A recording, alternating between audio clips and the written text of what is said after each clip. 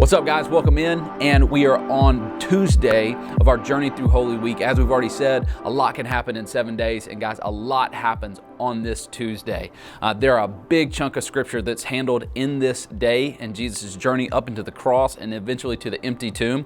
If you want to dive into what those are, it's Matthew chapters 21 through 25 and Mark chapters 11 through 13. So, what's happening here is Jesus, anytime he's in Jerusalem, that's where all this is going down. Usually base camp for a Jerusalem trip was Bethany, and he would stay at the house of Mary, Martha, and his friend Lazarus. And so what we see happening today is Jesus is going, waking up this morning, leaving out of Bethany, going into Jerusalem, and having all sorts of conflict with religious leaders. They're pestering him with question after question after question. And then Jesus goes back to Bethany and has what's called the Olivet Discourse. So on his way into Jerusalem, we see him pass by that olive tree that he cursed the day before. We talked about that yesterday. If you missed that, go and check that out. He cursed it, and then he explains to them why now it actually looks like it does, and he gives this lesson to the disciples about prayer. And then from there, he makes his way into Jerusalem. And it's kind of one of those things where the tension is building and people are remembering what Jesus did yesterday on Monday where he flipped over tables. And remember, the religious leaders, that was something that really fired them up and really ticked them off. And it said yesterday that they were looking for ways to take Jesus out. But before they find a way to take him out, they begin to take him kind of to the hot seat and ask him all sorts of questions. Questions around, what authority are you doing these things? They give him questions about taxes. Even some of the Sadducees, they come up to him and they give him this really strange hypothetical about this woman and her having different husbands and all these different things. And they ask him, what's the greatest commandment? And that's one of the things we're going to lean into a little bit today.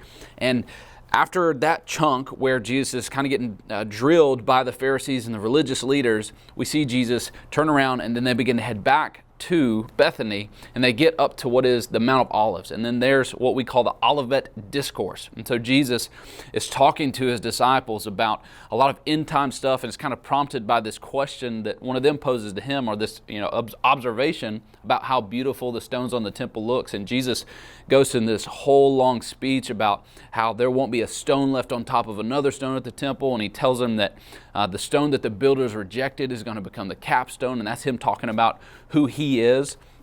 And so he goes through all of this, and so much happens here that we don't have time to necessarily dive into today, but I encourage you to. But I want to today really connect two specific things that happen, two specific things for us. First is Jesus giving the greatest commandment. I think if there's something that we're going to talk about today, the thing we don't need to miss is the thing that really is one of the greatest things he ever said.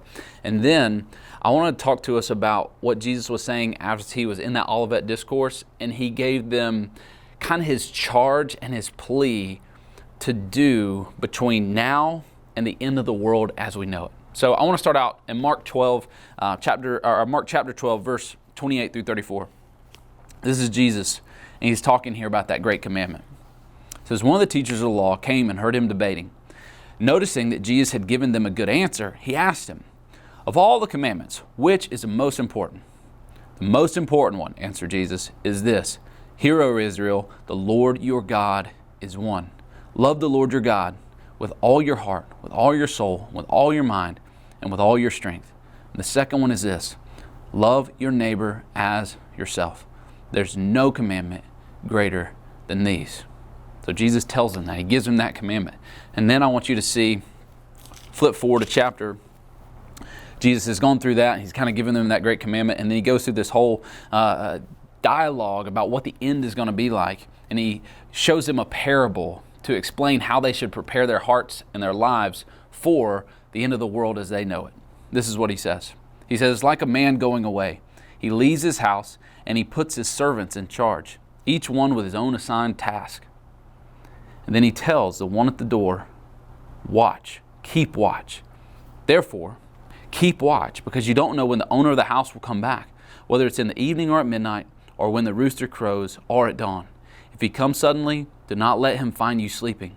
What I say to you, I say to everyone, watch. Okay, so let me hopefully make the connection here. So, in one part of this, Jesus is saying the greatest commandment, the greatest thing that you can do right now is to love your Lord your God with all your heart, mind, soul, strength, and to love your neighbor as you love yourself. So that's what do you want to do right now? That's what you want to do. You want to love God. You want to love yourself. You want to love your neighbor as yourself. So that's what we do right now. And then he connects it to what's going to happen next, what the end is going to look like, what the future is going to look like, the ultimate future that he's preparing. And he says, it's going to be something that you're going to be able to kind of sense when it's coming, but you're not going to know exactly when it's going to be here. But the best way that you can prepare now for what happens then is understand that you're a servant and you're called to be prepared, to be watchful. And so what I believe this means for us and how this fits in with the whole narrative of Holy Week is we've got to ask ourselves, if the greatest command is to love God and to love our neighbors like we love ourselves, then I believe the question we need to ask ourselves this week as we prepare for whatever the end may be, whatever the end is going to be, who knows what that's like. But the greatest thing that we can do right now is to love God and to love our neighbor as ourselves. So the big question I would ask us today as we prepare our hearts for this is, what does love require? Today, maybe you just mumble that under your breath. Maybe you ask that as you're in a meeting, as you're eating dinner with your family, as you're hanging out tonight before your kids go to bed, as you're scrolling through social media and you maybe see something you disagree with, or you hear something going on, or maybe you look through your phone and figure out, hey, who's a person I can reach out to and invite maybe to an Easter service? Who's a person who I can reconnect with? Ask that question in every situation you may find yourself in today. Try not to go more than an hour without asking yourself that question. What does love require? Because guys, at the end of the day, what I can tell you love will require is serving. Love will require laying yourself down. That's what we see Jesus do. Because at the end of the day, and at the end of this story that we're going to even come and find, is that love required Jesus to give his life. And listen, in your life, what love will require, it will, without a doubt, require you giving something. But I want you to know that Jesus is giving you everything you need to be able to give whatever he's asking you out of love to require to serve those around you today. My prayer is that you go after that and you are willingly, lovingly serving them because Jesus is serving us.